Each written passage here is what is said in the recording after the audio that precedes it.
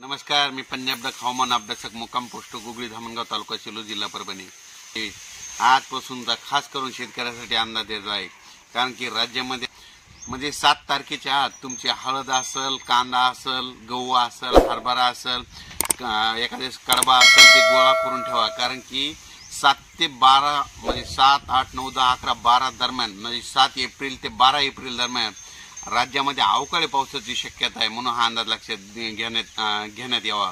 आणि सांगायचं झालं तर राज्यामध्ये पूर्व विदर्भ आपण एक भागावरून वळू पूर्व विदर्भामध्ये म्हणजे 7 तारखेपासून तर 12च्या दरम्यान पूर्व विदर्भामध्ये काही ठिकाणी गारपीट देखील होणार आहे। म्हणून ही अंदाज लक्षात घ्यायचा। आणि विशेष म्हणजे पश्चिम विदर्भामध्ये चांगला पाऊस पडणार आहे म्हणून ही अंदाज लक्षात घ्यायचा। आणि शेतकऱ्याचा कांदा काढणी चालू आहे म्हणून पश्चिम विदर्भातल्या शेतकऱ्यांनी 7 तारखेच्या अगोदर तुम्ही तुमचा कांदा झाकून ठेवावा। आणि 7 तारखेच्या अगोदर तुमची हळद देखील झाकून ठेवावी। म्हणून हा अंदाज लक्षात घ्या। तुम्ही तुमच्या पिकाचं नियोजन करावे। धन्यवाद।